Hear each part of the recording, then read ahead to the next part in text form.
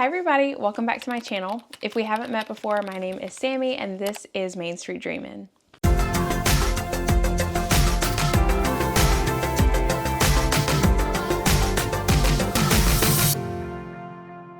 My channel is fairly new to YouTube, but last year I went on my very first Disney World trip ever, and I vlogged the entire experience from planning to going on the trip, and I've also talked a little bit about my takeaways from that first timer experience and what I would do differently.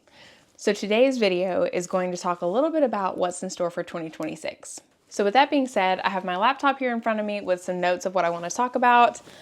I've got an iced coffee, and yeah, let's get into it. I first want to say thank you to everyone that followed along on my first timer journey, whether you found me here on YouTube or on Instagram or through my blog. I just am so happy to have you following along with me, and I hope that you'll stick around for what's coming next. So with that being said, what is coming next? It's probably not that much of a surprise, and you can probably tell from the title of this video, but we're going back to Disney World in 2026. We are in kind of the early phase of planning and preparing for the trip, but I want to give you some overview highlights today to kind of pique your interest about what's going to be happening here on this channel. The first thing you probably want to know is, where are we staying? Because that's typically the first thing that you decide when you stay anywhere, but especially Disney World. But before I tell you where we're staying, I need to do a little bit of an outfit change. Does that give anything away? We are staying at Pop Century this time, and this is our first time staying at a value level resort. So I'm really interested to see how it compares and if there really is that big of a difference between value and moderate. So the reason we're going on this trip is my very best friend in the entire world has two twin baby girls, and they're gonna be celebrating their first birthday in Disney World. If you didn't know, I am a full-time photographer. So outside of my love for all things Disney, that is what I actually get paid to do. So of course I am the designated photographer for my best friend and all of her life events and milestones, and that includes her kids, of course. My best friend always takes her kids to Disney for their first birthday, and when she took her son, I didn't get to go with them.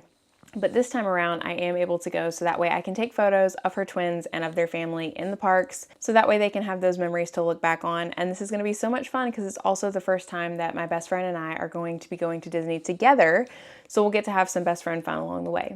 I'm obviously not doing this as a job. I am doing this as a friend, and we're just going to be documenting our trip together. So unfortunately, you can't hire me to come to Disney World and take your photos. However, I can do them for my friend for free. And so we're gonna go have some fun, and we're not going to be stepping on any Disney rules that would get us in any sort of trouble with the mouse. So when are we going? We are going in the summer. I'm gonna keep the specific dates under wraps, but we are going in the summer this year, which is gonna be a little bit different because I'm sure it's gonna be very, very hot. But their birthdays are like right before summertime, and so we were able to get a really good deal to go in the summer where everybody and their whole family could go and it be not crazy expensive. We also did really get an incredible deal with Disney this summer. So if you didn't know, Disney put out a deal at the beginning of the year where basically if you're staying on property for at least 4 days and you have, I think it's at least 4 days of park tickets, you get 2 free days of park tickets and 2 extra days at your hotel, something like that. I'm not a travel agent, so I don't remember all the nitty-gritty details, but it was a really incredible deal. So without getting into too much of what I'm going to tell you in the rest of this video, I'll just kind of overview that we were originally going to stay about a week.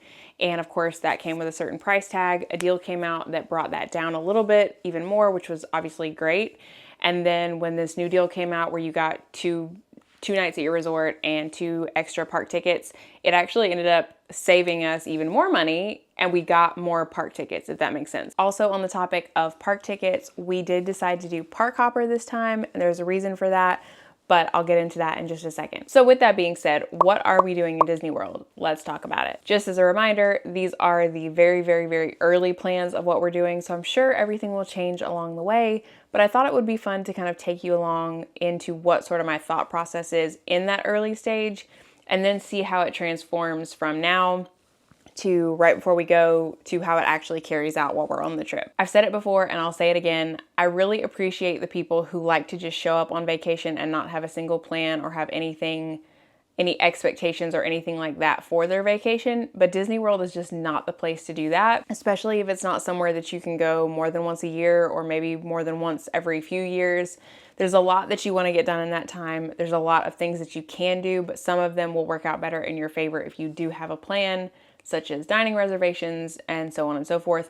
So I am a planner. I will always have a plan when I go on vacation, but it may surprise you to know that part of my plan for this year actually is to kind of just go with the flow, and I'll talk about what I mean by that a little bit later in the video.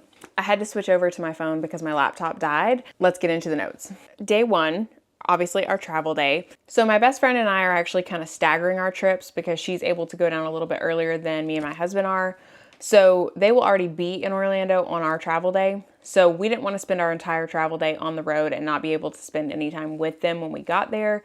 So we're actually planning to kind of leave really early / really late, depending on how you look at it, and partially drive through the night. So that way we have more of a full day in Orlando on our check-in day. Disney did bring back the water park check-in day perk this year, and my husband is kind of on the fence on whether or not he wants to go to the water park, but he may do that as part of his check-in day activities. If you're new here, I'm not a water park girl. I definitely would go with him to the water park if he wanted me to. We did go to Blizzard Beach on our trip last year, and it was nice, but this time, because our check-in days will be different from my friend, I want to spend some time with her, and so he's kind of thinking he may just kind of venture off on his own and go have some fun at the water park, and we are totally okay dividing and conquering to do what we want to do and make the most of our vacation. Also a PSA, if you're with people on your vacation that want to do different things than you, it's okay to split up. It's okay to go do your own thing for a little while, especially when you're going to be spending so much of your trip together. It's okay to prioritize the things that you really want to do. Because my best friend has young babies, we are kind of playing it by ear a little bit to see kind of just how the kids are doing and how the rest of the family is doing as to what we do on our check-in day. But here is kind of my ideal plan. If everything went to plan, this is what we would like to do. So on check-in day, we're thinking we might go do mini golf. If you didn't know, when you book a resort and park ticket package, you get this little card called a Magical Extras card. And what this card does is it gives you kind of a discount or a freebie, and you have a lot of different options of how you can use that card. We are potentially thinking about using it to go do some mini golf. Last year, we didn't get to do any mini golf, so we didn't get to try either of the courses that Disney offers, but we're thinking this could be a fun non-park activity for everybody to do on check-in day. We will also probably go do a little bit of shopping at Disney Springs. Specifically, I would really like to go into the Lego store because last year when we were in Disney Springs, we were there on May the 4th and it was absolutely impossible to get into the Lego store. Like the line was wrapped literally all the way around the building and like down the sidewalk a ways where you couldn't even get into the building. So I would like to see the Lego store, but of course I would also like to go to World of Disney just to get all the early Disney trip vibes and see the merch right from the jump. The most important reason for going to Disney Springs on our check-in day though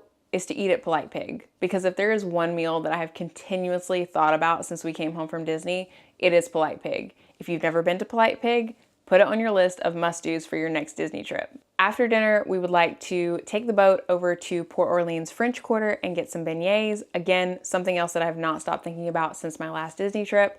And surprisingly, even though my best friend has been way more than I have, she's never had beignets. So it is my personal mission as her best friend to take her to get some beignets because they are a must. And then depending on what time we get back to our resort, we do want to do a little bit of exploring around the resort, but we might also catch the movie by the pool. It'll be a great activity for the kids and just some downtime so that way we can hit the bed early and get ready for our first Magic Kingdom day. So on our second day of the trip, we will be starting out with Magic Kingdom. Ideally, we want to get early breakfast reservations for Crystal Palace. That is like a must-do for my friend. That's what she does every single time that she goes to Disney World. And I'm really excited because we didn't get to eat breakfast at Crystal Palace last time. We ate lunch. So I'm excited to try the churro waffles and hear what all the hype is about for those. Also, when we get into the park, we do want to take some photos in front of the castle, of course, and hopefully just get some lower crowd photos early in the day before our breakfast reservation. We haven't entered the time period where we can make dining reservations yet, so all that kind of is subject to change depending on when that reservation time actually is. Our plans for this day are kind of like play it by ear because we are going to be moving around as a group. So of course I would like to ride some of my favorite rides like Jungle Cruise. My husband really loved Pirates of the Caribbean. We would like to go do Monsters Inc. Laugh Floor again, but also on the high priority list for me is things that we didn't get to do last time we were in Magic Kingdom, which is try cheeseburger spring rolls. We're thinking maybe do that for lunch. I also want to try the People Mover because we didn't get to do that last time. And then some of our favorite things that we did get to do before would be like watching the Festival of Fantasy Parade, eating dinner at Pecos Bill's. Chef's kiss, so good. watching Happily Ever After fireworks, and we also want to see the Starlight Parade because that started literally right after we came back from Disney last year. So I'm really excited to see that in person. Let's talk about day 3. This is the day that we bought park hopper tickets for because we are tackling the 4-park challenge. I do have kind of a plan in mind for this day, but I'm gonna try to keep it under wraps because I want you guys to be surprised when the vlogs come out. But if you do have any tips, if you've done the 4-park challenge and you have any tips, I would love to hear them, so leave me a comment. Also, with that being said about the park hopper though, I am really excited to see how this changes our trip because we have been already once. We kind of have an idea of things that we liked, things that we've been dreaming of doing again. So I'm excited for the freedom to park hop and just see how that really makes a difference in our trip. I'm interested to see if we really utilize it and if it would be worth it for us to do again in the future. So day 4 is actually going to be a Saturday. So initially we weren't going to do a park day on this day because it was the weekend, but when Disney released that incredible deal, we now have a free park ticket to use on that day. So now that we have a free park ticket to use, we will be going to the park at some point, but we don't know which park we're gonna go to yet. On that Saturday, our original plan was to do kind of a rest day, and then we wanna go to a couple stores around Orlando. At some point, we wanna go to Recycling the Magic. We also wanna go to the Character Warehouse outlet at the outlet malls, and then we also wanna go to Pin HQ. I think on this Saturday, we are gonna go to Recycling the Magic first, and we'll save the other 2 stores for our go home day because they're kind of more on the way out of town and it would just make more sense. So we're gonna get up, we're gonna head over to Recycling the Magic, then we're gonna come back and we're gonna do a little bit of resort hopping. So one thing that we didn't get to do last time was ride the monorail at all. And we also didn't get to see any of the resorts like the Grand Floridian or the Polynesian or the Contemporary. So we're planning on doing a little monorail crawl to kind of see some of those resorts. And I'm thinking we might try to get a reservation at like Wailulu or one of the really good restaurants around the monorail resorts. Once all of that is done, we will be going into a park to kind of cap off our day, see some fireworks, and just close out the day in a park. But I want to play that by ear because I'm planning to check and see what the wait times are and see which park is the busiest, and then we'll kind of pick and choose from there. I don't think we'll go into Magic Kingdom, which sounds dumb because we'll be doing a monorail crawl, but we will be finishing our day in Magic Kingdom the first 2 days that we're there. So on our first park day and on our 4 parks day. So I don't really want to finish again, even though I love Happily Ever After, I don't want to watch Happily Ever After every single night that we're there. It also just kind of depends on what time of day it is. So again, we're just gonna play it by ear and we'll be happy with wherever we end up. Day 5 of our trip is going to be our Hollywood Studios day. If you saw my vlog series last time, you'll know that we ended up getting sick on our Hollywood Studios day, and we didn't really get to do everything that that park had to offer, and we didn't get to see everything. We didn't get to see Fantasmic. With that being said, we are very excited to spend a full day in Hollywood Studios. We're excited to see Fantasmic. I'm excited to ride Mickey and Minnie's. We're just excited to see everything because we really only got to see half the park. My husband has also decided that he wants to build a lightsaber, so I'm gonna be trying to book that for him while we're there. Neither of us are like huge Star Wars fans, but I am really excited because I do feel like it's such an immersive experience that it's gonna be really cool to watch, and I can't wait for him to do that. There's also a couple new shows that have opened in Hollywood Studios since we were there last year. So the Villain Show and Little Mermaid Show, and we loved the shows that we watched in Hollywood Studios last time. So we're really excited to see these new ones, and I know that they're just gonna be top tier like everything else in Disney. Day 6, we're going to EPCOT, and this year we're gonna be experiencing Diet EPCOT. And if you don't know what Diet EPCOT is, it's basically EPCOT with no festival going on. Last year we were there during Flower and Garden and it was so beautiful, but they did of course have some like specialized things going on because of Flower and Garden. And even though we didn't really try a ton of festival food, I do feel like it's gonna be just a different experience with no festival going on. EPCOT is still really new to us, of course, but it was my husband's favorite park while we were there last year. We both came home thinking we really liked EPCOT, but we feel like we missed some stuff. And the more vlogs that I watch, I'm like, we definitely did miss some stuff. So I'm excited to kind of make up for that and just really take in the park all over again. I do have kind of a dining dilemma for EPCOT though that I would love to hear some experiences about. So last time we ate dinner in Mexico and I really wasn't thrilled with the food, but to be honest with you, none of the food in EPCOT is really like catching my eye except for Regal Eagle. But my issue with that is that the night before, when we're in Hollywood Studios, we're gonna be going to Roundup Rodeo because that was on our list last time and we had to cancel it. And also our first night there, we're eating at Polite Pig. And so I don't want every meal that we have at Disney to be barbecue. So I don't want to eat Regal Eagle and EPCOT. So I'm kind of toying with a couple different options. So I would love it if you would chime in on whether or not you've done any of these options and which one you would recommend. I'm kind of thinking we could hop out to the boardwalk because we haven't been to the boardwalk before.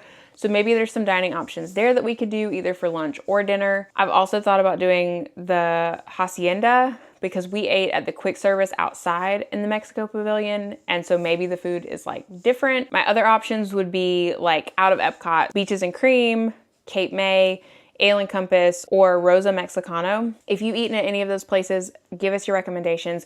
Again, we also do have Park Hopper, so we could technically hop out of EPCOT and go eat somewhere else and then come back. But I also like don't want to take up a ton of park time or a ton of like time out of our day, especially like we don't want to do that for both meals. Give me your feedback. What is your favorite meal in EPCOT, or what is your favorite meal near EPCOT? And also if you've eaten at any of those places that I listed, what was your experience? Would you do it again? Would you recommend it? And of course, we will be ending our day in EPCOT with Luminous. So at the beginning of this video, I talked about how I had a plan, but there's actually parts of the trip that I don't have a plan for. When I said that, what I meant was on our last park day, we have free reign to kind of do whatever we want to do, but I don't really have a set plan. I'm kind of up in the air. We will play it by ear. We'll just kind of see what we feel like doing. If there's anything that we missed throughout the week or anything we want to go back and do again, we will go do that. But I also kind of thought we could do maybe some time in Animal Kingdom because other than the 4 Parks Challenge, we don't have any like dedicated time set aside for Animal Kingdom. So we could be doing that on our last day.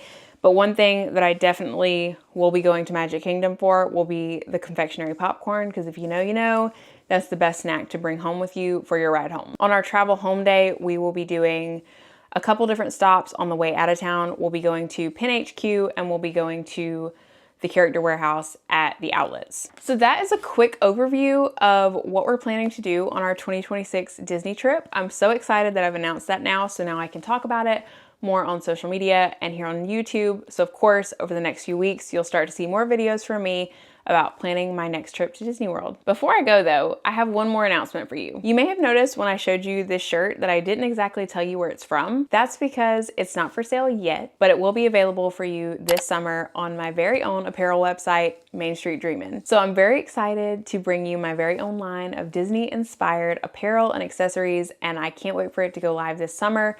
My hope is that it'll be ready to go in either June or July, but of course I will keep you updated right here on my YouTube channel and over on socials. So if you're not following me there, make sure you're following me on Instagram and Facebook. Make sure you hit the like and subscribe button here. Thank you so much for watching this video, and I will see you guys again soon.